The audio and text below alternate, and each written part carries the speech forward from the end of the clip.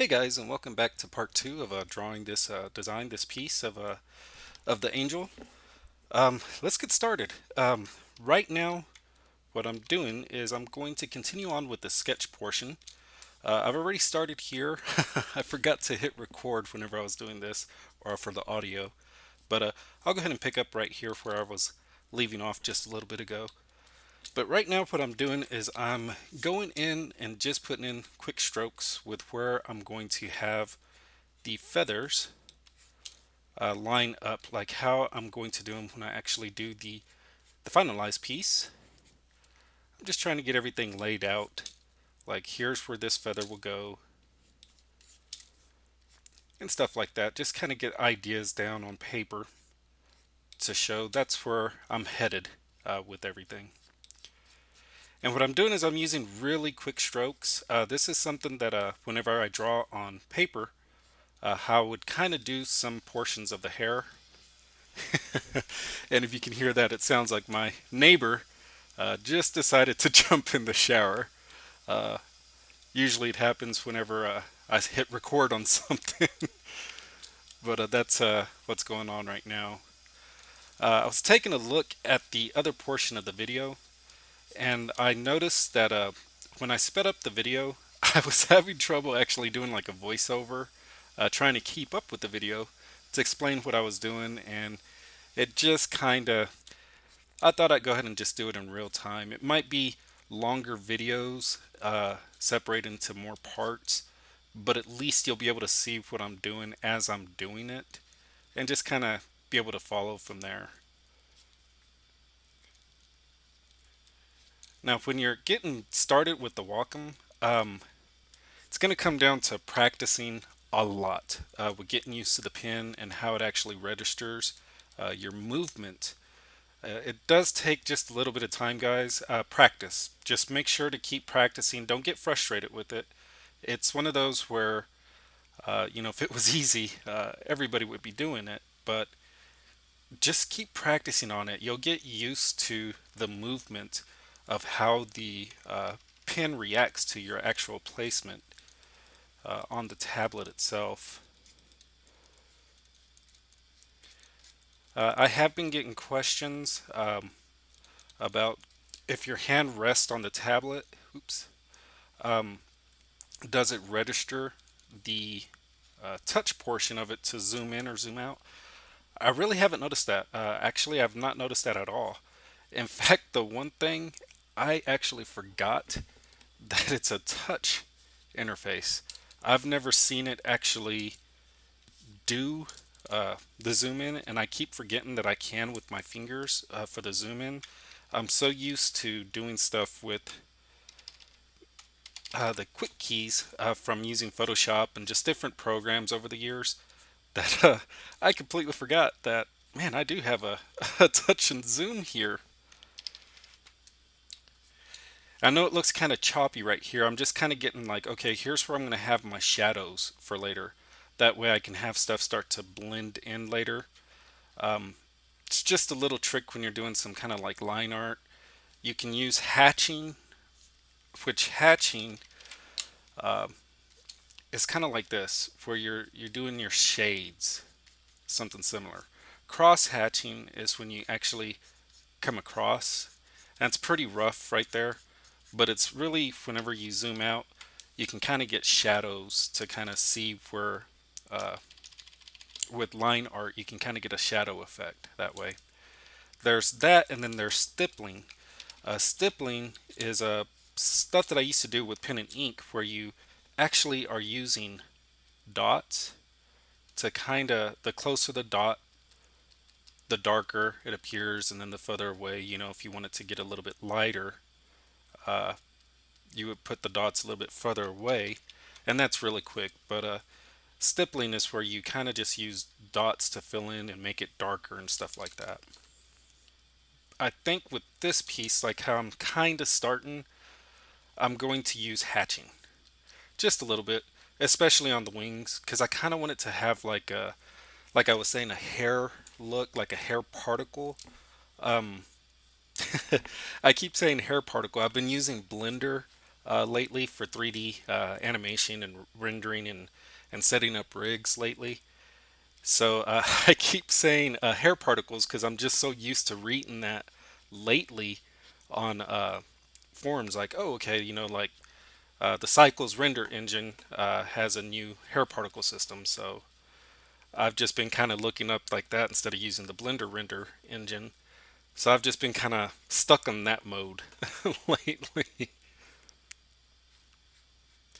And speaking of guys, that's actually a really good tool to use. There's a program called Blender. It is an open source, free to download 3D uh, program. Now, with that program, you're able to do stuff like the Minions movie or things like that. One of the things that I've been using just to kind of get used to it is there's a program called Make Human. And Make Human actually gives you a 3D person. It lets you kind of make morph the face, morph the body, morph everything, the anatomy of an actual person. And once you get it to where you like it, you can take it into Blender. And in Blender, you can do a thing called posing. And that's where you like, if your hand's going to come up or the fingers are going to be closed or open, stuff like that. One of the a good tool that I've been kind of considering is using Make Human to actually pose a character in Blender, save a screenshot of it, and bring it into something like Illustrator here. Once you get it into Illustrator in a pose, you can use it as a template. That way you can actually see like the bird's eye, like if you want a bird's eye view or a ground up view or kind of like an angle, but you don't feel fully confident like actually drawing it out, you can use that posed 3D image, bring it in, and then you can use it as a template and start dropping clothes and everything on it. I'm thinking I'm going to do some videos of that a little bit later, just how to use it, uh, get used to that kind of, I guess you can say, sculpting. Um, I won't focus too much on actually sculpting a character. I'll probably do later on, kind of like how you would do texture maps, how you would airbrush it, and how you would do things like that. But mostly, I think what I'm going to focus on is how to use it as a guide, not a cheat, but a guide to where you can actually get poses set up and then use it as a template, if you will.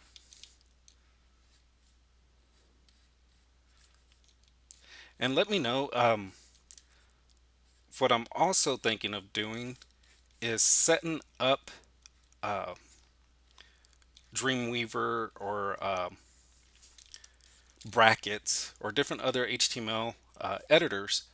And I think what I'm going to also start doing is giving tutorials like how to write HTML, how to write CSS, what is responsive web design, how it works, what it does. And I think I'm going to go like a beginner's class first, explaining just kind of the things that confused me whenever I was first getting started with web design. I would always hear stuff like, what are blocks, blocks of code, and I think I might also start doing that just to kind of give back to the community. Like if you're barely learning HTML or if you're getting started with like web design, I think I might try that. Just kind of give back because I learned by watching tutorials and trial and error. That's kind of the way that I learn. I would watch a video or I would watch uh, my instructors do things, and then I would just sit down and just trying to recopy, just like in art or drawing. It's one of those. The more you practice at it, the easier or the better you feel, more comfortable with it to do. Okay. And I know this looks rough, guys. We will be taking this in right now. Like I said, I just want to get kind of like shadows, kind of like, okay, here's where one wing will be. Here's kind of like the feather effect. Here's where one will overlap with the other. So I'm going to put it a little bit darker shade, like it's kind of hovering on top. And if you don't really kind of see it whenever you're going to do your render. Kind of thicken your brush a little bit and just really go in there and kind of say, okay, here's one feather, here's another, here's where the other will be.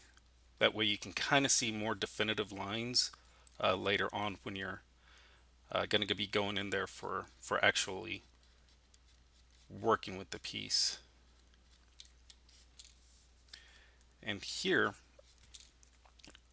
I kind of see where there's going to be a little bit of a fold, so I just kind of want to leave myself a little reminder, like here is where I'm seeing a fold going to happen. So I kind of want some light here, kind of like maybe give a fold here, crease, like these feathers are kind of coming up a little bit. So that's just a little reminder for me later on. And then I'm going to drag it out a little bit. Kind of like that thickness of the brush right there. So I might just go ahead and keep that so I can use.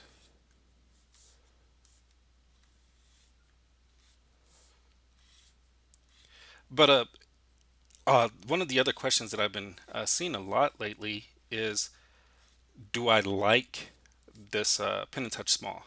Yes. I used to use years ago. I first picked up the Intuos 3, if I remember correctly, and that was actually what I was using for quite some time. Never really got the hang of it. The interface, it was just a little bit weird for me. I was so used to doing things on pen and paper that I just could never get quite the hang of it. Uh, Wacom has come a long way, in my opinion, as far as like the sensitivity and being able to register what you're trying to put in paper or on digital canvas. So for me, it was like I used it and I did a few pieces with it. Um, like I said, this was probably, God, 7 years maybe ago that I really dove into this. But that's when I actually started going back to web design. So I didn't really have a lot of time to be able to invest in digital art. And honestly, I got kind of caught up with work to where I just could not find the time to get back to actually practice. So, with everything, of course, you kind of put it to the side and you're like, I'll get back to it. And I just never did. Well, what happened was I was at the store and I saw this new Pen and Touch ink or Pen and Touch Small. And I was like, I've been wanting to get back and just kind of get my hands dirty again, see what I can come up with, see what I can create. I've been kind of like not burned out, but I guess you can say just wanting to try something new and see where the tablet industry has gone. Well, once I picked this up, it is almost night and day different. I was able to pick this up and really get a good feel for it within a few days. Like, man, this is really the sensitivity and the way it picks up on everything. It's really, really, really to to my liking. So I just started really practicing and just kind of getting back into the groove of things with it. So, like I said, one thing, practice. Don't give up on it. It can probably be a little bit awkward at first, especially if you're used to traditional pen and paper or pencil and paper or pen and paper. But don't give up. Don't give up. It's something that once you get used to it, you're gonna really enjoy doing that. Now, what I'm gonna do is I'm going to go ahead and just copy and migrate the wings here, place it as best as possible where it's going to go. Now you can see here on the horns, because everything was on the same layer, it brought over portions of the horn, and that's okay. Um, we're going to work with that right now. We're just putting this as a template for right now.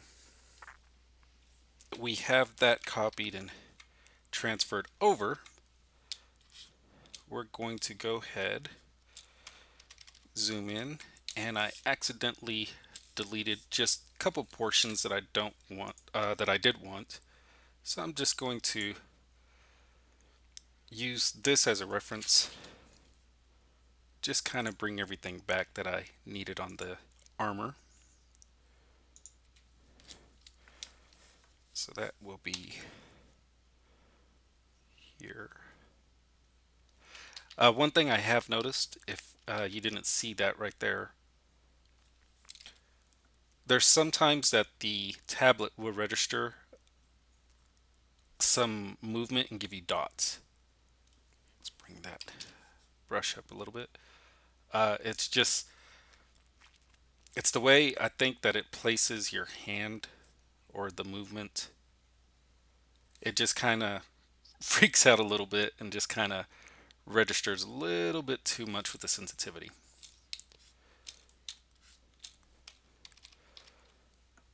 Okay, that's good right there.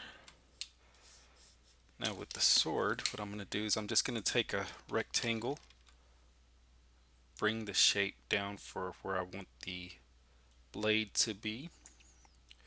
I'll just leave it like that for right now. That way I can at least see where it's going. That's good. And here we'll have his waist about right here with the armor.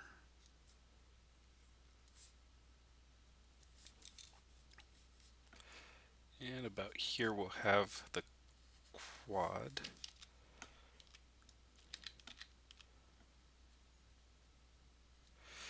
And like I was saying in the previous video, it's okay if you're going to be overlapping a little bit.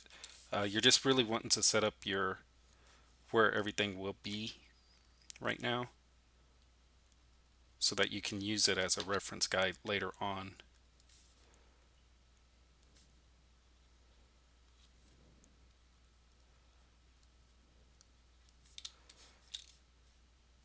His legs will be about right here.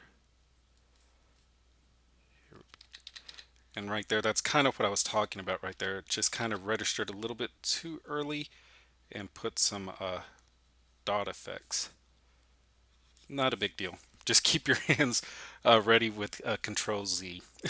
That's usually kind of where I've been finding my hands lately. Is okay. Control Z is my friend. Yeah, that's good. Go ahead and get some of the scaling that I'm going to use for the. I think I'm going to make it kind of like a leather effect here wrapped. So I'm just going to kind of lay out the groundwork real quick.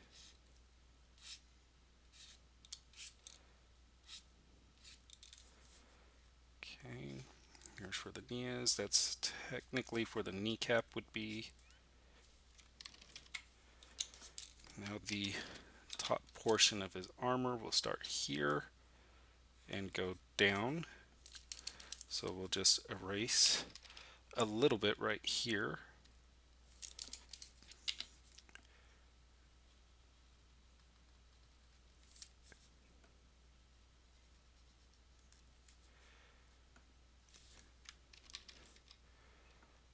That looks good. That looks good. That's probably one a little bit more flowing effect with the shroud. So I'll bring that out here. Then I'll make a little guide that I'm going to have some folds, kind of like the way this fold is going here. So I'll just make a little reference that we're going to make it fold behind itself. Just put a little bit of shade lines right here. That's where we'll kind of darken it to make it show like it's actually coming out from behind. About the same here. Okay, that looks pretty good. Let's see what the sketch looks like without the initial line art. Yeah, that kind of works. All right, but that pretty much covers this portion of this piece, and or this portion of the sketching phase. On the next video, I'm going to be reducing the transparency, and we're actually going to start rendering, start the finalized drawing of the piece. There's stuff that I've already noticed, or there's stuff that you've probably noticed as well as I need to work with the scaling. The horns are actually going to go back and up, back into the background and then foreground.